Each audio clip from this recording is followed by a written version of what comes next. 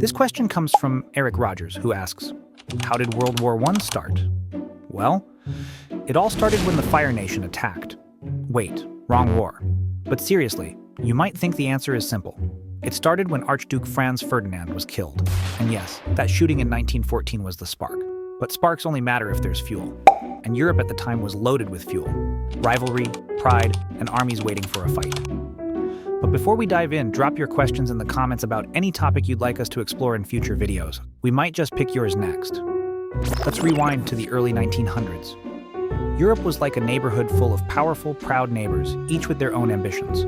Britain was the undisputed ruler of the seas, with the biggest navy on Earth. Germany, the ambitious new kid, had recently unified and was growing fast. It wanted to prove it could stand toe-to-toe with the best. France, still bitter over losing Alsace-Lorraine to Germany in a war decades earlier, was looking for revenge. Austria-Hungary was huge but shaky, its empire on the verge of falling apart as various ethnic groups inside wanted independence. Russia, with its vast size, was still struggling to modernize, and Serbia, though small, was fiery and determined to unite all Slavic peoples under one banner. Now, these neighbors were all dealing with some major issues, and there were four key factors that made this neighborhood so dangerous. The first was nationalism. Countries were proud and wanted to prove they were the best, but smaller ethnic groups, like the Slavs in the Balkans, wanted freedom from the empires that controlled them. Serbia, in particular, dreamed of a united Slavic state, and that didn't sit well with Austria-Hungary, which feared losing control over its vast empire. Then there was imperialism. European powers were in a race to grab as many colonies around the world as possible. Germany, which had only recently unified, felt like it was late to the game and was eager to prove itself on the global stage. Next, there was militarism. Every major European power was building up massive armies and new weapons, convinced that the next war would be quick and glorious. They thought it would be over by Christmas. But as they built their armies, they also built up a sense of confidence that a large-scale war wouldn't be that big of a deal. And finally, there were alliances. Countries made promises to defend each other if attacked, which meant that if one nation went to war, others would quickly follow. The most important of these were the Triple Entente, France, Russia, and Britain, and the Triple Alliance, Germany, Austria, Hungary, and Italy, though Italy would later switch sides. But none of these factors stood out more than what was happening in the Balkans. This region in southeastern Europe was like a pressure cooker. The Ottoman Empire, once dominant, was falling apart, and countries like Serbia were looking to grab land and unite Slavic people under one banner. Austria-Hungary, determined to keep its empire intact, was ready to stop them. The tension reached its boiling point in 1908 when Austria-Hungary annexed Bosnia and Herzegovina, two areas that Serbia had hoped to bring into its fold. Serbia and its ally Russia were furious. And just like that, the Balkans became a dangerous place where conflict could erupt at any moment. Now, on June 28, 1914, that conflict finally did erupt. Archduke Franz Ferdinand, heir to the Austro-Hungarian throne, and his wife, Sophie, were visiting Sarajevo, the capital of Bosnia. A secret Serbian nationalist group called the Black Hand wanted to strike. After a few failed attempts earlier in the day, a 19-year-old named Gavrilo Princip stepped out from the crowd and shot the Archduke and his wife. Austria-Hungary, furious at the assassination, wanted to punish Serbia. But it also feared that Russia would step in to defend its ally. So, Austria-Hungary asked Germany for help, and Germany offered what's called a blank check, full support, no matter what. On July 23rd, Austria-Hungary sent Serbia a harsh list of demands.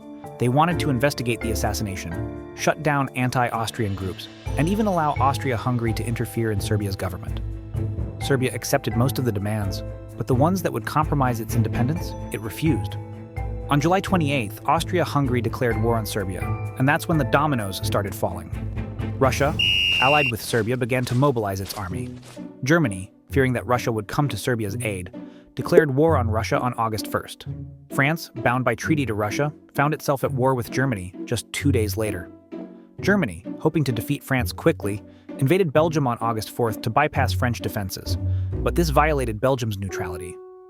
Britain had promised to defend Belgium, so Britain declared war on Germany. Just like that, what started as a regional fight between Austria-Hungary and Serbia turned into a full-blown European war. As the weeks went on, more countries joined the fight. The Ottoman Empire sided with Germany and Austria-Hungary, hoping to regain lost territory. Italy, initially a member of the Triple Alliance, switched sides and joined the Allies in 1915. Japan, eager to take German colonies in Asia, also entered the war on the side of the Allies. And in 1917, the United States joined the war after Germany's submarines sank neutral ships and after the infamous Zimmermann telegram, which promised Mexico land if it attacked the U.S. The war, which many believed would be over in a few months, dragged on for 4 years, with neither side giving in. Trench warfare, machine guns, poison gas, and heavy artillery turned the battlefields into hell. Millions of soldiers died in horrific conditions, and entire empires collapsed. The cost of the war was staggering. More than 16 million people died, and millions more were wounded. 4 great empires, Austria-Hungary, the Ottoman Empire, Russia, and Germany, fell apart. New countries were born, borders were redrawn, and the world was forever changed. The war ended in 1918 with an armistice, but the peace that followed, with the signing of the Treaty of Versailles in 1919, set the stage for future conflict. The treaty placed heavy blame on Germany, demanding it pay huge reparations, give up territory, and disband much of its military. The harsh terms of the treaty created bitterness in Germany, which eventually led to the rise of Adolf Hitler and the outbreak of World War II. So Eric, here's the real answer. Yes, it started with the assassination of Archduke Franz Ferdinand, but that was just the spark. The real cause was decades of competition, pride, military buildup, and tangled promises between nations. Once that spark hit, the whole system exploded. And that's the answer to today's question. How did World War I start? A huge thanks to Eric Rogers for the fantastic question. This channel is all about diving into the wildest, most thought-provoking questions from you, our amazing viewers. So if you've got a burning question or a bold idea, drop it in the comments. It could be your question we explore next. Don't forget to like, subscribe, and share this video, because understanding how the past shaped the present helps us navigate the future. And remember, sometimes the scariest part of history isn't what happened. It's what could happen next.